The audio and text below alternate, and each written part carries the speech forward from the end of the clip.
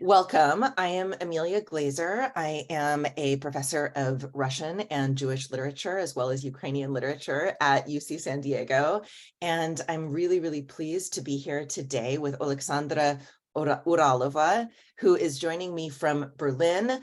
She is a translator and a scholar of Yiddish literature from Ukraine. And we're going to be speaking about Oleksandra's work, particularly translating Yiddish literature into Ukrainian, but we'll also get into some of the history of the translation of Yiddish literature into Ukrainian. Welcome, Oleksandra. We're so happy to have you here with us for this UCSD interview.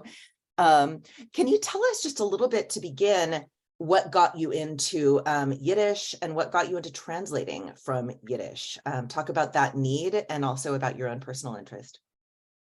Yeah, so the pleasure is mine. Hello, I'm very pleased to be here today. And how I came to Yiddish and translation. So I'm a philologist by major and minor. So I'm a Germanist and Slavist, which of course makes this perfect, make sure to learn Yiddish some other day. Also, my grandmother's languages were Czech and Yiddish, and this was this unique familiar history where we don't actually know much about my grandmother's roots, about their heritage, because the family of my great grandparents just split away from Austro-Hungarian Empire, and the languages they spoke and the place they lived is the only two things we basically know today.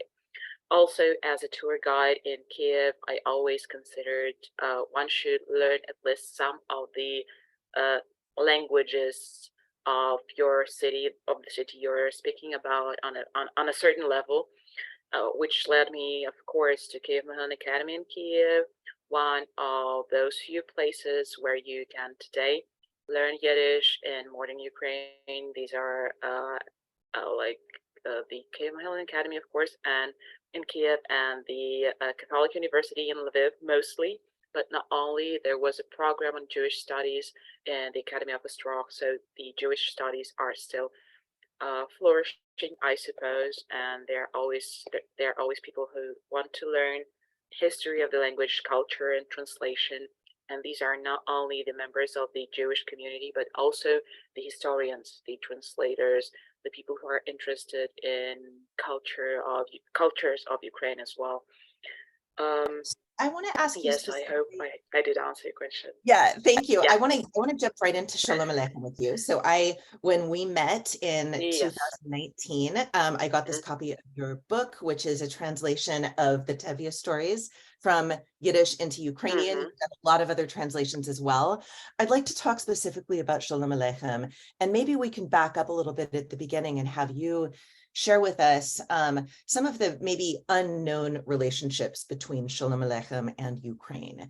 Often Jewish literature is seen as kind of separate. Yes, Jews were living in Ukraine, but how much did they really hang out with Ukrainians? And even in the American popularized version of the Tevye stories, Fiddler on the Roof, Ukrainians are seen as if not completely villains, because of course we do have the figure of the Chvietska figure that marries one of the daughters. They're seen as of a completely separate world, and maybe even people that make pogroms. So talk to us a little bit about Sholem Aleichem and Ukraine and Ukrainian writers.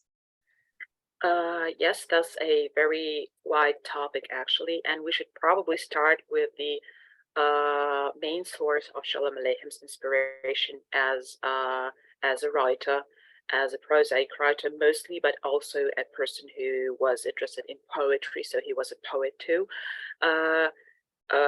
Among with Pushkin and Lermontov and Nekrasov, who were his inspirations, and with Maxim Gorky from Russia, he was very much inspired with the heritage of Nikolai Gogol, who came from Ukraine, from Ukrainian Nizhin, and popularized the Ukrainian folk tales, being a part of the Ukrainian world and knowing it very well. And we can also say that we can actually meet certain kind of Easter eggs to Nikolai Gogol within Sholem Aleichem's works.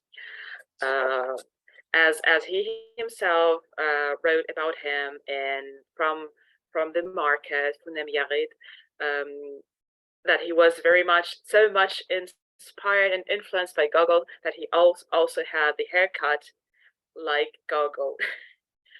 And he was always a very passionate reader, even in his school times, and along with the classical literature, like the Robinson Crusoe, for instance. He of course read the authors from the Eastern Europe. So the Jewish word was never as separated from Europe as we are tend to see it. So one of the texts he was inspired was Taras Bulba by Nikolai Gogol, and that's a very complicated story about the controversies and mutual misunderstanding of three words, even the Ukrainian Christian Orthodox word, the Polish Christian Catholic word, and the Jewish word. And of course, this text possesses a lot of stories about misunderstanding, as said, hate, and even aggression towards each other. And this story will later be the main source of influence, as I see it, within the novel of Sholem Aleichem, Vygrishne Bilet. So the lucky ticket. This is a very vivid topic for Sholem Aleichem, among all others. Just, as we see classical Jewish authors, life in small shtetl, small people, their religious views. We always see this topic of a young Jewish person coming to the Christian belief due to various reasons, be it the reasons of love, like the daughter of Tevye and the Tevye stories, or be it professional career reasons, like the main character of Vygrishne Bilet, where the young man goes to study and look for better life and comes back as a Christian, and his father, the Jewish Taras Bulba, no, he doesn't kill him as Taras Bulba does to his son, but he sits Shiva for him, feeling this deprivation. Yeah, so this is a very powerful moment, and Sholem Aleichem, I wouldn't say plays with it, but he acknowledges this problem, and it was always very important for him. But also Sholem Aleichem was translated by Ukrainian authors from Yiddish into Ukrainian, not only by the Jewish authors, so not only by the Jewish authors who knew and spoke Ukrainian, but of course by the authors who were thought to be who were part of the Ukrainian writers' world later in Soviet times. So there are many translations of Sholem Aleichem's works, and here I must add that these were mostly made in times of the Soviet Union, which of course influenced the I would say the approach of the translators and the editors towards these texts, because Sholem Aleichem becomes something he earlier wasn't in the years of his life. Yeah, so he becomes a very different author. Yes, I was going to say, yeah. So there's this what Katerina Clark calls the Great Appropriation during the Soviet Union, where Gogol is cleaned up, Shevchenko is cleaned up of all his national ideas, and he's turned into a proto-Leninist. And Sholem Aleichem is cleaned up. He's cleaned up of his Zionism and turned into the good Soviet Yiddish writer, which is interesting, of course, because he dies right before the Bolshevik Revolution. So he dies just in time for that to be able to happen. He didn't say anything against it. He couldn't. Can you talk a little bit about this, about maybe the conflict between the the Soviet Sholem Aleichem, and some of the things about Sholem Aleichem that had to be cleaned out? Yes, so first and foremost, I need to say that the Ukrainian readers knew more of Sholem Aleichem during his life, maybe from Russian translations and from the theater, but also from the small feuilletons, like the ones translated by Kernerenko, who was a Ukrainian-speaking Jewish writer and wrote mostly in Ukrainian. But these were like the feuilletons about the Russian-Japanese war, like Uncle Pina and Aunt Reza, so Japan and Russia. And this was also a very big topic. We'll probably come back to it because this influenced life of the Jewish people of Ukraine a lot. Later, the most known translator of Sholem Aleichem in Soviet Ukraine was Ephraim Ryson, and he was an knowledge and amazing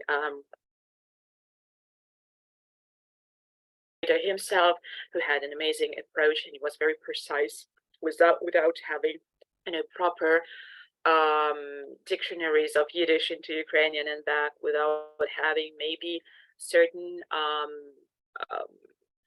encyclopedical internet resources we have today. He completely recreated this world in Ukrainian, and we have two topics to talk here. First and foremost, that's the will of Sholem Aleichem himself. Mm-hmm. So Sholem Aleichem was, of course, much influenced by the Russian empirical literature and the Russian empirical spirit. And we must know that for many years, Sholem Aleichem called Yiddish jargon himself. He didn't call it a language. He just called it jargon, the language of the wives, of course, because this was the approach. So you think it was almost like a humble brag, though, right? It's like, yes, oh, jargon, yes, but he's the writer yes. of jargon. I mean, yeah. Yes. So this was this duality, a very painful one, I think, because Sholem Aleichem started as a writer of Hebrew and Russian. He wrote his stories in 3 languages, actually, and so in Hebrew these were mostly serious texts and also articles. In Russian it was poetry, and in Yiddish it was mostly feuilletons. And this is what happens to a minority languages within an empire. The minority language stays within a very concrete genre, within the genre of comedy. This was the same thing which happened to Ukrainian, mind you. And I was just going to ask about this. Kotlarevsky, right? Yes. Opened up a genre of Ukrainian literature by writing a mock epic, the Eneida in Ukrainian. It's so similar to what Sholem Aleichem was doing with Yiddish at the beginning. Absolutely. Absolutely. And of course, this Kotlarevsky topic, it's a very different thing, but we must know that Kotlarevsky's Eneida comes to life after a Russian Eneida, which nobody knows today because it was lesser popular, because it was lesser funny. The minority languages were considered as funny, and there were like minority languages, theater in minority languages was always something to make fun of. Coming back to Sholem Aleichem, so in times after the creation of the Soviet Union, after the years where Sholem Aleichem was not much translated in Soviet Union and was mostly popular in the Western world, as the author of the Tevye, as the person who gave life to Fiddler on the Roof, as the forefather of the Jewish American musical theater. He was later refound by Ephraim Ryson and translated, and we have so many reprints of many years of this full works of Sholem Aleichem. These were mostly the popular texts about life in the small town of Kasrilivka and Nativka and Mazepivka, so the small fictional shtetls, which were actually probably real shtetls. And there are so many works on it. And among the most popular ex-shtetls, we of course should mention the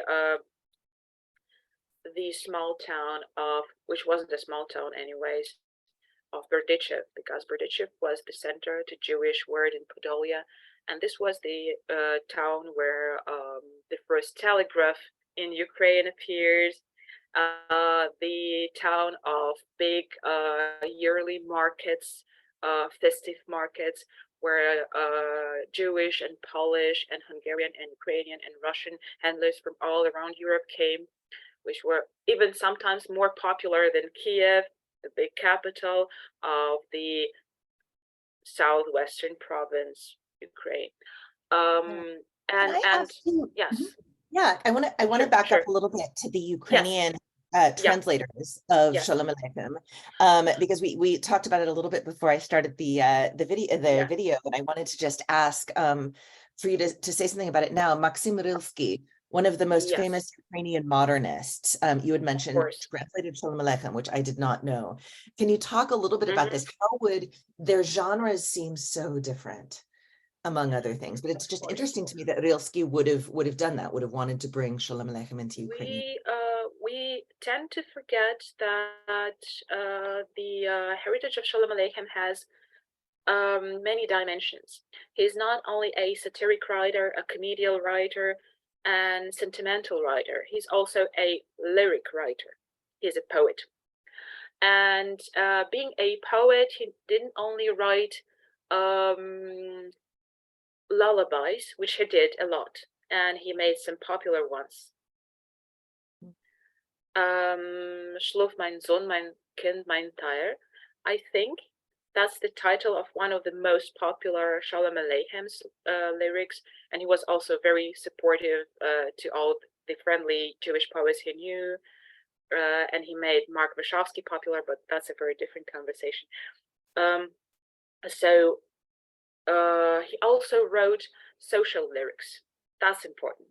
And we have this lullaby, which you probably cannot find in Yiddish in Google, but you can find it in Ukrainian in Maxim Rilsky's translation, which is very special for some reason.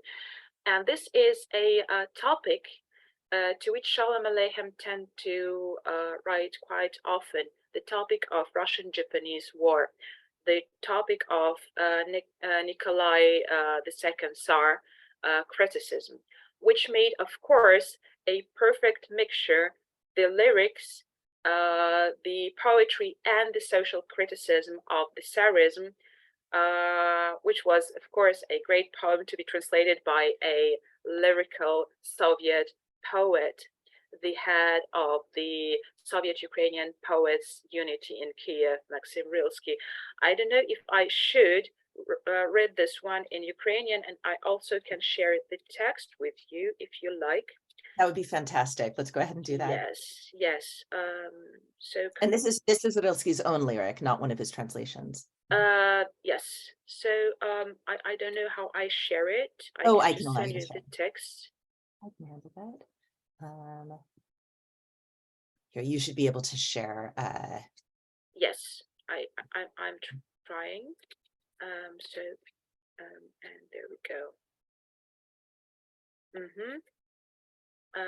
So I will first read it in Ukrainian. So this is the translation made around 30s, and we must know then that around 30s a lot of mutual translations Yiddish to Ukrainian and back were made within Ukrainian and Yiddish community, within Slovo in Kharkiv, and later within Rolit in Kiev. So first it starts in a very lullaby-ish way. We don't yet know what is happening, but something is really wrong. Spy Shlov Oleksa. This is in the Yiddish, original is Shlov Alexa.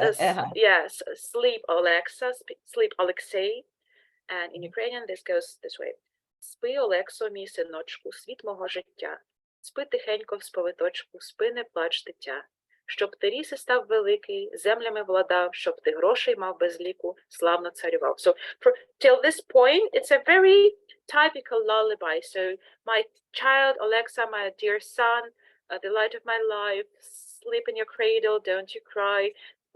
And then you will become a big man. You will have a lot of crown, a lot of money, and be the melech of your people. It's an amazing lullaby. But then we have the further text. Ще мудріший будь за мене, над царями цар, на увесь Сибір студений, гордий володар. Something is very wrong. Матимеш, як Бог поможе, з рентою мішки, до стобіса храмів Божих, острогі шинки. So be even more clever than I am, the king of all tsars, the king above all the called Sibir. You will have, if God gives you a lot of money with rent, many churches, many prisons, and many places to drink vodka. So this goes somewhere. Okay, something is completely. I probably should do it this way so you could follow. Right, not something that most people sing to their small children. Yes. So you will prisons, not tell your vodka. child you will someday be the ruler of all prisons in Sibir.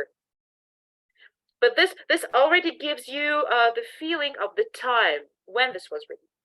І жандармів будеш мати, вірних козаків, щоби різати і рубати, сам я їх навчив. Ти Японії не бійся, лиш не будь дурним, на незламний трон надійся і сиди на ним. You will have so many gendarmes, a lot of Cossacks, meaning not the Ukrainian Cossacks from the 18th century, but the Cossacks who were the oprichniks. Yeah, the Tsar. These are two different. These are two different words. Yes, they will plunder and they will kill, and I will I will teach them to don't be afraid of Japan. And now we have the year. Yes, right, of course, now we know. So this is Sholem Aleichem writing a spoof of a lullaby being translated, and I can see why Rilsky would translate this in this very anti-Tsarist Soviet moment. What strikes me is the similarities to things older, like Russian lullabies. I'm thinking about Lermontov, right? It's the same lullaby rhythm. But of course, it takes a total left turn. And of course, Sholem Aleichem takes a known rhythm, a known structure, remakes it to be a social lyrics, and then, so this was written around 1906, so after the events of the Russian-Japanese War, of course, where many Jewish recruits, many Jewish soldiers who didn't want to participate another war of the Russian Tsarist regime were sent to Japan, where some of them died, and some had to spend, like the known Zionist Trumpeldor, had to spend their time in the Japanese camps. And by the way, of course, their conditions were better than those of the Russian recruits because they were seen as victims, but that's a very different topic. And some of these people come back from Japan, and they of course have PTSD, although they have some privileges. But Sholem Aleichem, as a rabbi, of course, feels a lot of pain for his people and writes this amazing poem. And then, in 30 years, Maxim Rilsky, who had a lot of friends within the community of Russian writers and poets and translated a lot of them, takes this poem to translate it back to Ukrainian, and here we have this almost full circle. I see. So Rilsky is translating not directly from the Yiddish, but from a Russian translation. No, he translated from Yiddish. He translated it from Yiddish, yes. So, and about his translations from Yiddish, we can know a bit more from the story of Rolet and from the diaries of a lesser known Soviet Yiddish writer and poet Joseph Buchbinder, who was Rilsky's good friend and who told a lot about Rilsky as a benefactor to the Jewish community. And from there we know that Maxim Rilsky had this nickname Jewish God. But coming back to Sholem Aleichem. Can we, Yes, Oleksandra, let's go ahead and stop the share. Can I back you up to sure, just sure. a very quick comment you made earlier, and that was about Sorry. the will, Yes, right? Sholem Aleichem's will. We yes, have yes, yes. on his grave. Oh, yeah. Do liegt Humoriste Schreiber or something like that, right? It starts, and it's a kind of mock, again, a sort of humble brag. Wrote, Yiddish, Yiddish for women and so forth. Are you, I mean, as soon as you brought that up, I was thinking about Shevchenko's famous Testament, which Yes. of course, another very famous poetic form of, when I die, don't bury me, sorry, Mm-hmm. when I die, bury me in a grave in my beloved Ukraine. Um, Mm-hmm. I Of course, hadn't thought, he knew that. Of course, he did. of course, who wouldn't? Yes, and I'm noticing even the meter is quite similar, and I hadn't thought about this before. So I wonder if you Yes. want to say anything about Shevchenko, the great lyric bard of Ukraine, and Sholem Aleichem's possible relationship to Shevchenko. Um, Can I have you I stop wasn't the screen considering, share? these this one, but probably I will which of the wills are you talking about? The one published in the New York Times, or the inscript on his grave, because these are I was two. thinking of the inscription. Yes, no. So if you'd like to talk about the one in the New York Times, please go there. Go ahead. Let's have you stop sharing the screen first. Yeah, sure. I'm so sorry. No, Stop no share. problem. Yes, It's good to have because Rilsky's Ukrainian poetry up in front of us as long as possible. yes. Um. So because Sholem Aleichem's will published in New York Times clearly shows us what his values were at that time. Mhm. Can you say more about that? What are those values? Share with us some of those things that come out in Yes. that one. So if we talk about Sholem Aleicham's will, we will say there were like three wills probably. The one written in his grave, the one published in the New York Times, and the one which had to do with translations of his works. Mhm. So if we open, it's very easily to be found in Google, New York Times will of Sholem Aleichem. We will find that there are the commandments. So he wrote this will in a form of 10 commandments, of course. And these were to do with his life values. So first of all, he wanted to be buried not among the aristocracy, but among the laborers, which of course was very cherished by the Soviet regime too, and they always, talking about Sholem Aleichem's death in New York, mentioned that he wanted to be back in the Ukrainian terrains and buried in Kiev, which he probably wanted, but first of all, second of all, he, being a rabbi, yet he didn't want any titles, praises, and rabbinical honors, because he didn't see himself as rabbi, and probably saw his scholarship as a state rabbi as a burden,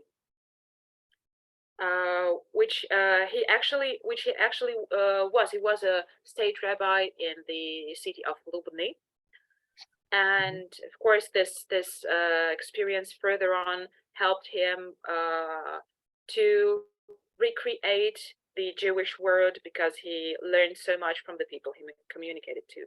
The third commandment from his will was that he didn't want his name to be eternal. Probably, I think that's a bit ironic, because by the time when Sholem Aleichem passed away, he was a world-known writer, and he visited all the northern hemisphere with his works and with his readings. Yeah, I don't really buy that And one. It's interesting. Yeah, that he would sort of put out this humble thing. Mhm. Well, I'd like to transition just a little bit. I mean, Sholem Aleichem, such a complicated Yes, figure, a figure who probably spoke Russian with his children, wrote yes, Yiddish, yes. This was or his first language. Russian, his was, yeah. yeah, and yet he wrote Yiddish in some ways for ideological reasons, as a way of kind of speaking to the Jewish people who had yet to be fully enlightened. And then you would disagree with that. Say, go ahead and take me up So on that. I think these are so many complicated questions, but first of all, there was this. I think there was this inner conflict between the languages, because again, if we follow from the market, we will read how many times Sholem Aleichem was told to write either in Hebrew or in Russian, and that he will never achieve anything with this jargon of his, and that he shouldn't write in the language of the wives. And probably this was to a certain extent incorporated, because Sholem Aleichem was not very trustful to the Yiddishists who were active in the times of his being. So whether there was the known conference in Chernovitz, he didn't come to the conference. He just wrote about it in some time, and he always saw the Yiddishists and maybe even the Yiddish writers as minors. So this is a very big conflict, actually. But still, being a comedial writer, a lyrical writer, he was something else. He was also a Zionist writer. And this wasn't presented in times of the Soviet translations of Sholem Aleichem. Even more, any word about religion and any word about Zionism in his works were very strictly censored and mostly taken away. In certain years of the translations of Sholem Aleichem's works, the known 4 books, the complete works of Sholem Aleichem, translated by Ephraim Reisen, we will not find a whole chapter of Tevye's stories. This is the last chapter. The chapter where Tevye almost gives up and speaks strictly about the hate and the anti-Semitism, or call it Judophobia. And he doesn't joke, he doesn't play, but he's very, very bitter. And this is very different, of course. And of course, the concept of friendship of nations within Soviet Union didn't want that. This was too much of a criticism. Of course, there were other gatherings of Sholem Aleichem's works, among them those in Tel Aviv and in Argentina, and the one in Argentina, far as I know, and also in Poland, in Krakow. It was published in times of his life in 1908, when he came back to the Russian Empire again from West to read his works, to visit all cities, to visit all Jews who loved his works. Back then, Krakow publishes all the many of Zionistic works of Sholem Aleichem. So he was very into the topic of Palestine back then. He was very interested in social life, not only in the one in Russian Empire, but also of the Jews abroad. And he probably was looking forward to the recreation of State of Israel. Yeah. And yes. Yeah. Well, I want to transition just a little bit, because I want to make sure to get to this part, which is your translations of Sholem Aleichem into Ukrainian. And I think that the Sholem Aleichem's Zionism, his sort of buried Zionism, I'm wondering if this plays a role in the resurgence of Sholem Aleichem as something that people want to read in Ukrainian today. Maybe not. I don't know. I suppose. Yeah. Can you talk a little bit about your I have so many questions. First of all, the difficulties and perhaps the opportunities of translating something that is based in Ukraine into Ukrainian. Yes. And I also am really curious to know about your readership. Oh my, I don't know if I will make it to somehow press it to a few minutes. So the way I tried to translate Sholem Aleichem at first, this was Tevier, of course. People start with Tevier, that's the most known, along with Motul, the Cantor Pace's son, the book about immigration. So I started with Tevier, and first I was just an editor, to re-edit, review the old translation of Wrighton, and then I noticed that it's so much censored that it cannot be. Of course, on a literal level, it was amazing, but it was so much censored that it couldn't be a modern translation anymore. And so did my colleague Oksana Sherba. She did her translation. There are two modern translations, and both are good, I hope. And I misfollowed Sholem Aleichem's literary will, because in his later works he wrote, if you want to translate my works into Russian for the Christian readers, please be so kind to use it out of the concept. If you want it, translate the Jewish festivities as the Orthodox Christian festivities. I want my works to be understood by as many people as possible. And what I did, I misfollowed this will, and I because Wrighton translated it in the most playful and amazing manner, and that's he didn't use even the official Russian Orthodox termini in his translation. He used the folk Ukrainian Orthodox termini, which was amazing. And that's how Ukrainian green holidays, Zeleny Sva, or Ukrainian Velykdень, Easter, appear on the pages written about Tevye. How amazing is that? This is really a work worth of study as a work of translation, as a literary work, as a part of history. But I didn't do that, and I translated the Jewish festivities as those, as Jewish festivities, and I wrote so many commentaries about the Jewish life, the Jewish status, Sholem Aleichen's time of being, the history of the Pale of Jewish settlement.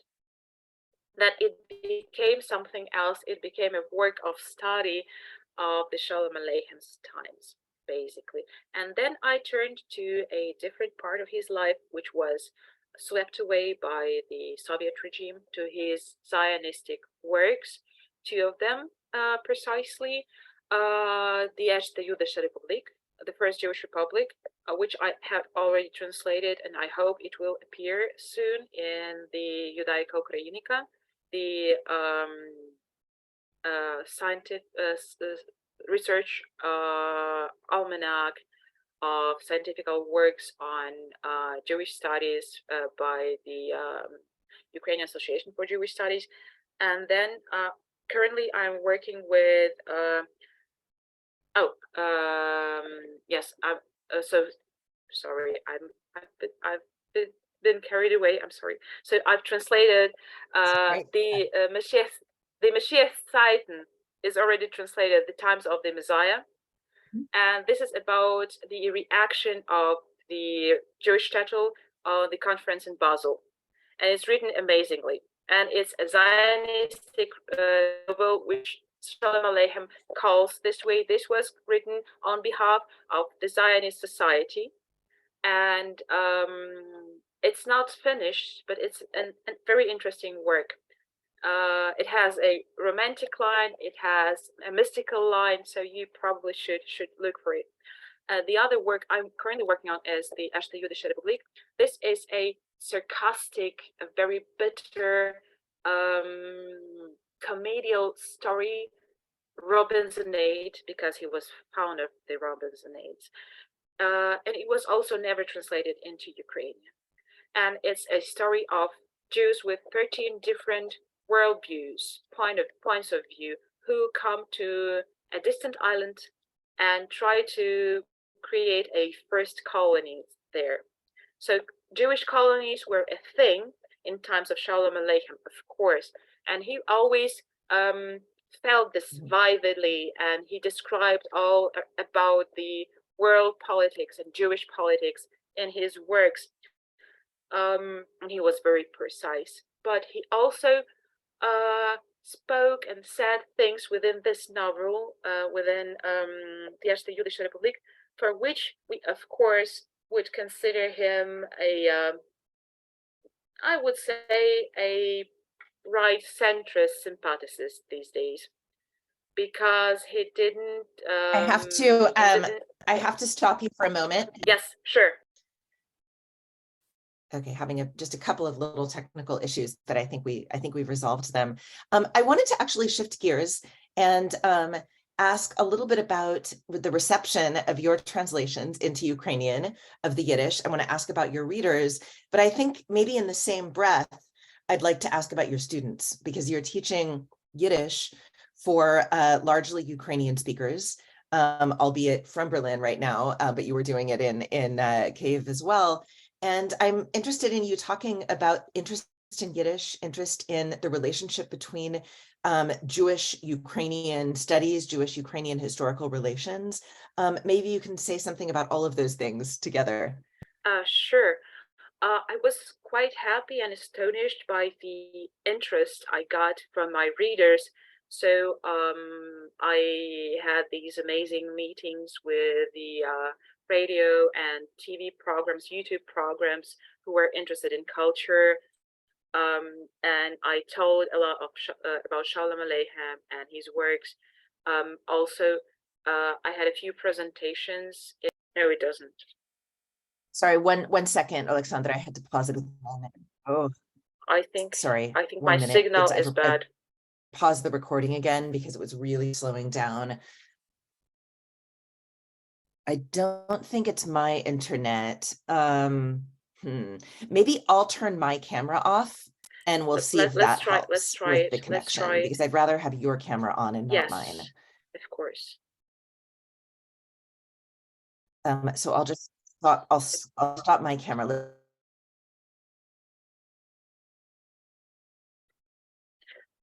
So I will try to speak now. Do you hear me? Yes, that's better. Sure if okay. Yes, you do. So okay. I'm now recording again. So I was astonished by the interest I got from my readers, and these were the people who read Sholem Aleichem in Russian and Ukrainian in their Soviet translations, and some of them read Sholem Aleichem in Hebrew translations. And I also was honored to come to radio shows or YouTube shows to tell more about mutual Ukrainian Yiddish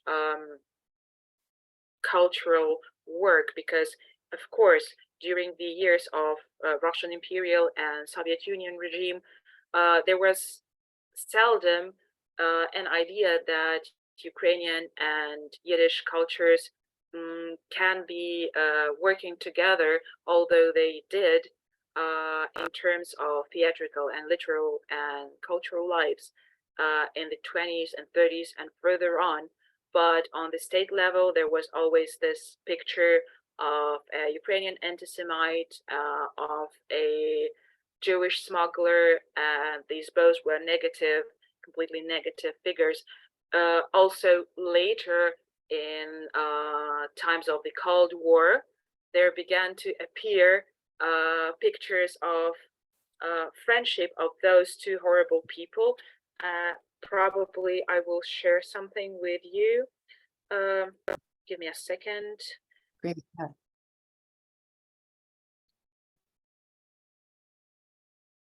Yeah, so this doesn't have to do with Sholem Aleichem, but this does have to do with the picture of Ukrainian and Jew in Russian propaganda. If I may share the screen. So we have these amazing, amazing. Yes, please pictures. Go ahead. You should be able to share it. Yes. So we have the pictures from the times of Cold War. So we started with 1977, and we have this big bad wolf from Ukraine, the Ukrainian nationalists, and the sly fox from Israel. And we have this Ukrainian bourgeois nationalist, and again the Israeli soldier who are drinking together for destroying of Soviet Union. And then we come closer to 1981, and we have I will probably open this. I will probably open the picture, and we have them. No, it's too small. So we have them driving the wagon of Cold War together, and here we have an Orthodox Zionist and a Ukrainian military man in the uniform of UPA. So these are wonderful. I mean, they're wonderful. They're horrible, but they're amazing. To see the way that Zionists and Ukrainians fighting for a kind of national recognition are seen as absolutely in the same camp. Mm-hmm. Yeah, Russian propaganda tried to mock that, but city.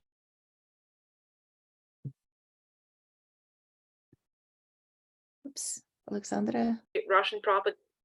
The Russian state propaganda was trying to mock this encounter, but truth was that since 60s there was a lot mutual happening between the Ukrainian and Jewish circles in the immigration and within Soviet Union, within the scientific and cultural and social circles, which was quite unique and which somehow made helped Sholem Aleichem's work make it out through the Soviet times and come to the Ukrainian reader and still be loved by many, and which made it probably partly possible for us all to know and love him. And now we have the possibility to reopen Sholem Aleichem as a very different writer with his own ups and downs, and not only a socialist, but also a Zionist, also a religious and contra-religious writer, a poet who wrote in many languages and was interested in Ukrainian literature too, and was even translated into Ukrainian even in years of his life. So I don't have much time. Yes, but if you have any last question to this is such a big topic. My final question for you, and I want to thank you for joining us. It's a huge topic, and I think it's fantastic that you're translating Sholem Aleichem into Ukrainian. I'm really, really interested to know how, maybe as a final question for you, whether you see your translations of Sholem Aleichem fitting into what people have called this kind of civic turn in Ukraine right now, because there is discussion about this idea of maybe Ukrainians shifting in their view of what it means to be Ukrainian, from viewing Ukrainian as a national ethnic identity to viewing being Ukrainian as something that's more about citizenship. I wouldn't say that the modern Ukraine, which emerged in 1990, was ever thought as a mono-ethnical state, even by the official political groups of Ukrainian nationalists. So if we go to the official speeches of the leader of Ukrainian nationalists in 1990, Vyacheslav Chernowol, he says that a Ukrainian is not someone who is born within a Ukrainian family, but any person of any ethnicity and religious belief and language who lives in Ukraine and supports Ukraine. And this is a turn which was probably never made because it was always there. The Ukrainian community was very various, and of course it had its own contradictions, and of course it has had so many conflicts and sometimes very brutal ones, but this is a part where Ukrainian society gets their own voices, and these are the voices apart from the Soviet propaganda, which we were always under. And same for the Jews and the Jewish literature. And of course, we must know that when we translate from Yiddish into Ukrainian and back, which happens right now. So our most known contemporary poet, Serhiy Zhadan, is being translated into contemporary Yiddish from Ukrainian, which I find amazing. I've translated him. Yeah. So that's what I was talking about. And he also has this rock group, so translating rock songs from Ukrainian into Yiddish. How great is that?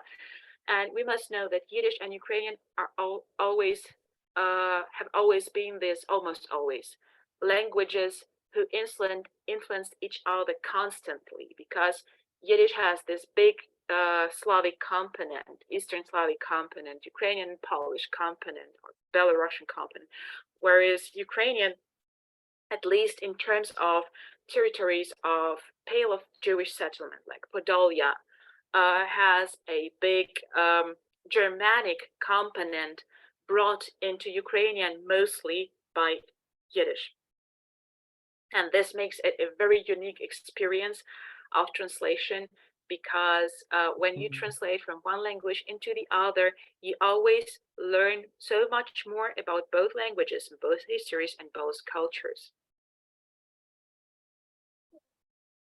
Amelia.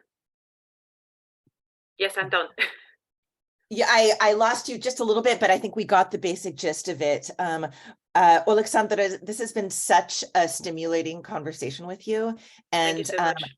We will, That's an honor.